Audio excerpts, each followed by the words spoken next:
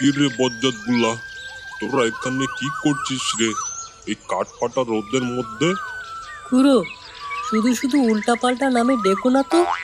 ও যাই হোক, ভালো তো কোনোদিন হবি না, তাই বজ্জাত নামটাই তোদের জন্য ঠিক আছে। তা যাই হোক, এখানে কি করছিস?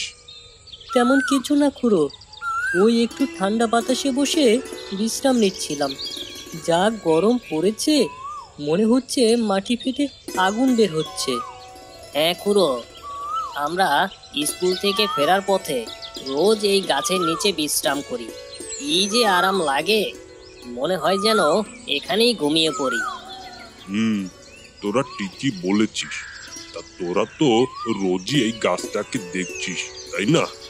কিন্তু এই গাছের নিচে যে একটা গুপ্তধনের রহস্য আছে, তা কি তোরা জানিস? রহস্য? গাছেরও কি রহস্য আছে নাকি খুড়ো? এই যে শেকড়গুলো দেখছিস না, এর নিচেই ঘুমিয়ে আছে এক অমূল্য গুপ্তধন। গুপ্তধন? কিসের গুপ্তধন গো খুড়ো? সোনা দানা নাকি হিরে জহরত? আরে, তার চেয়েও অনেক বেশি গুণ দামি জিনিস। তোরা কি শুনতে চাস? শুনবো না মানে? তুমি বলো তো খুড়ো। শোন তাহলে। আমার ঠাকুরদার আমলে একটা নকশা আছে আমার কাছে। তাতে স্পষ্ট লেখা আছে, যেখানে বট গাছের 3টে ছায়া এক হয়, সেখানেই মিলবে হারানো দিনের সেই অমূল্য গুপ্তধন। এই গুপ্তধন আমার পূর্বপুরুষদের সম্পদ, আর এর রক্ষা করাটাও আমার কর্তব্য। গুপ্তধন মানে তো ভূত প্রেতের কাণ্ড কারখানা। শুনেছি রাতে নাকি বট গাছে ভূত থাকে। তোমার পূর্বপুরুষদের সম্পদ রক্ষা করতে গিয়ে যদি ভূতের কবলে পড়ি, তাহলে তো ঘাটটাই মটকে দেবে। ভূতই হোক আর পেতনি হোক, ওই গুপ্তধন আমার চাই। আমার পূর্বপুরুষদের জিনিস বলে কথা।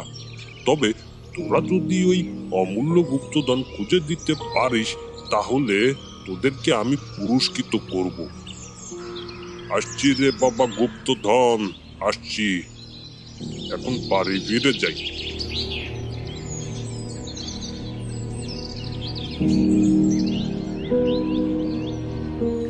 মন্টু, এই গুপ্তধন আমাদেরকে খুঁজে বের করতেই হবে। আমার খুব ভয় করছে রে, না জানি ভূত প্রেতের কবলে পড়ি। আরে ধুর, শুনলে না খুড়ো কি বলে গেল? গুপ্তধন পেলে নাকি খুড়ো আমাদেরকে পুরস্কৃত করবে। ভাব একবার, কত মজা হবে, কত কি দামি দামি জিনিস পাবো। উফ, খুশিতে তো আমার লাফাতে ইচ্ছে করছে। না রে, ওসব বাদ দে তো। তার চেয়ে চ বাড়ি গিয়ে ক্যারাম খেলি। আরে ধুর, তুই এত ভীতু কেন রে? আচ্ছা চল, এখন বাড়ির দিকে যাই।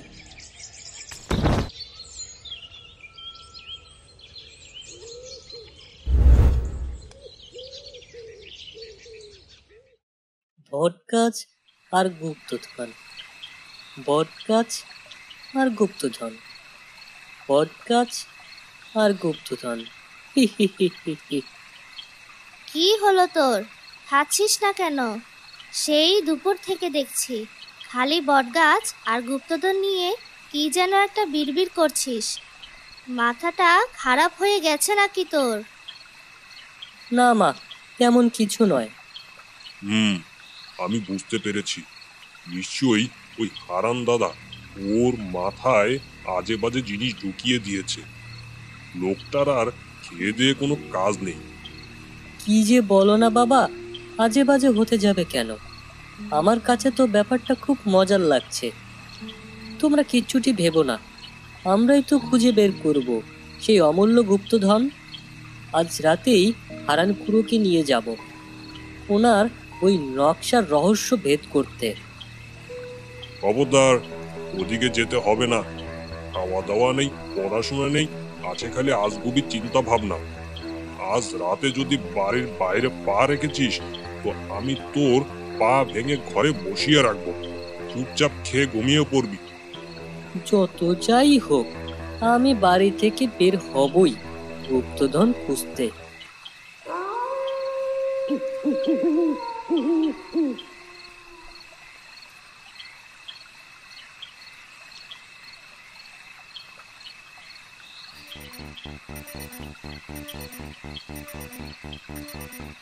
মন্টু, এই মন্টু, হ্যাঁ রে পেঁচু, তাড়াতাড়ি বের হ।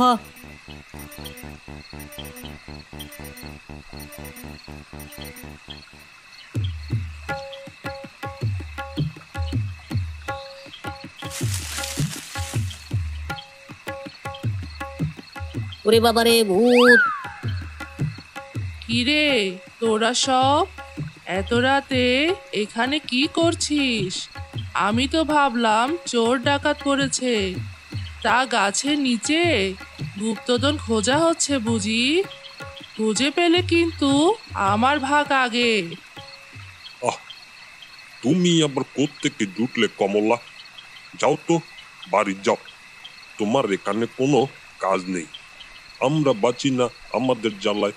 উনি আসছে ভাগ খুঁজতে। যাও তো, কাজের সময় বিরক্ত করো না। আহ, থামো তো তোমরা। যে কাজে এসেছি সে কাজটা আগে করি, পরে না হয় দেখা যাবে কার ভাগে কি আসে। খুড়ো, তোমার নকশাখানা বের করো তো দেখি, তাতে কি লেখা আছে? 3টে ছায়া নাকি অন্য কিছু?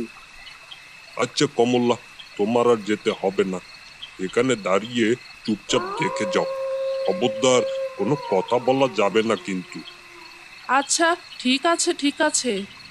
এই দেখ, এখানে স্পষ্টভাবে দেওয়া আছে যে চাঁদের আলোতে একটি গাছের ডালে 3টি ছায়া মাটিতে পড়েছে। সেখানেই পাওয়া যাবে গুপ্তধন। কোথায় দেখি তো? হ্যাঁ খুড়ো, আমরা তো ঠিক জায়গাতেই আছি। কিভাবে? ওই যে খুড়ো, চাঁদের আলো গাছের ডালে পড়ে মাটিতে 3টি ছায়া পড়েছে। ওখানেই গুপ্তধন, আর ওখানেই খুঁড়তে হবে। আরে, এখনো দাঁড়িয়ে আছিস কেন বজ্জাত গুলো? ওরা শুরু কর জলদি, আমার তো আর দেরি সহ্য হচ্ছে না। হ্যাঁ খুড়ো, এখনই খুঁড়ছি।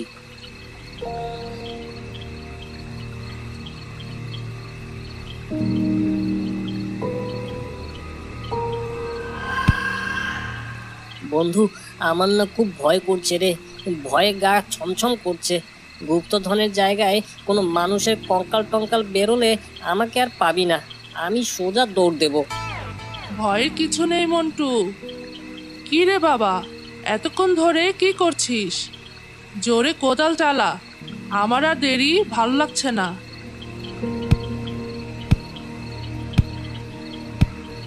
পেয়েছি, পেয়েছি, কিছু একটা পেয়েছি।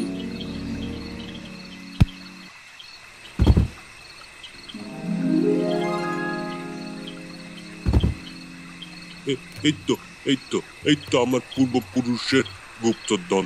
তাড়াতাড়ি বাক্সটি খুল বাবা পেঁচু, আমার তো আর দেরি সইছে না রে। খুলছি খুড়ো, খুলছি।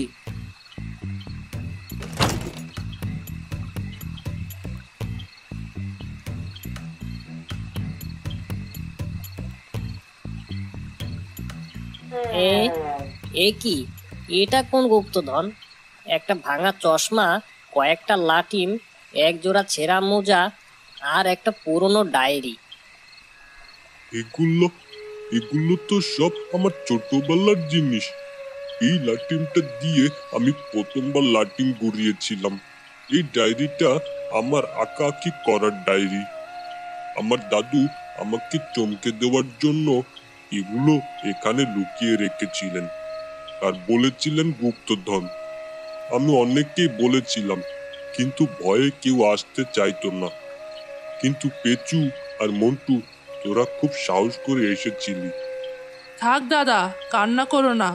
গুপ্তধন না হোক, স্মৃতি চেয়ে দামি তো আর কিছুই হয় না।